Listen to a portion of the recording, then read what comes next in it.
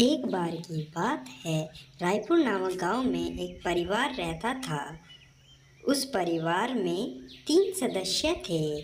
दादा जो एक पुराने वैद्य थे, पिता जो गंभीर बीमारी से ग्रसित थे, माँ जो रामू को जन्म देने के कुछ समय बाद गुजर गई और बेटा रामू जो मानसिक रूप से थोड़ा कमजोर था।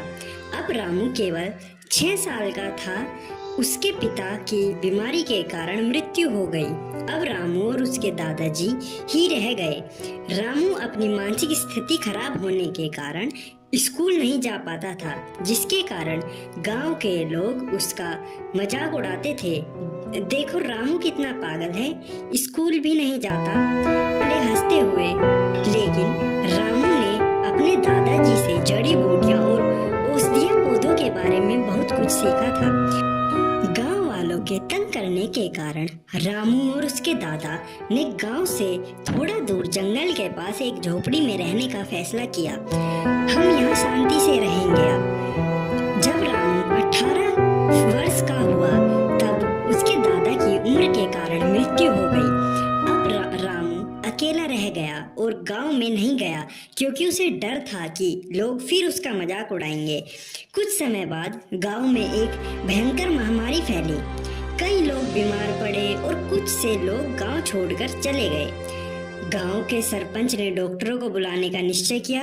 डॉक्टर आए, लेकिन बीमारी का इलाज नहीं समझ पाए। अचानक एक दिन रामू गांव की ओर आया और देखा कि लोग उसे तंग नहीं कर रहे। क्या हुआ?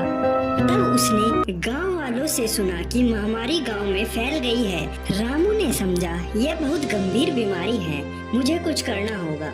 उसने ठान लिया। उसने जंगल में जाकर जड़ी बूटियों की खोज शुरू कर दी।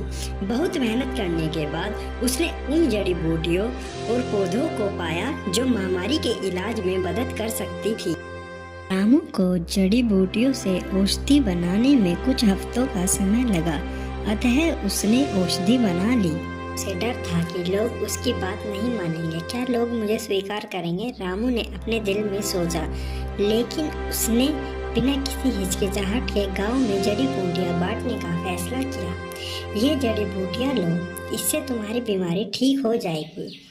कुछ हफ्तों बाद धीरे धीरे गांव वाले ठीक होने लगे। रामू, तुमने हमारी जान बचाई, हमें तुम्हें कभी नहीं समझा, तुम अब हमारे हीरो हो।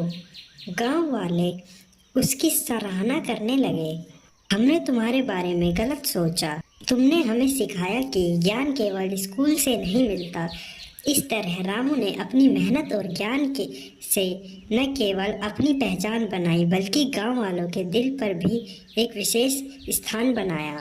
अब गांव वाले उसे तंग नहीं करते थे, बल्कि उसकी मदद और ज्ञान की सराहना करते थे।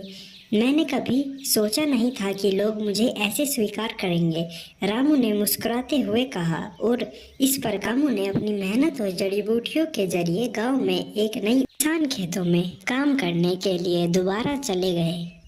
इस तरह गांव में दोबारा से खुशहाली आ गई। सब मिलजुल कर रहने लगे।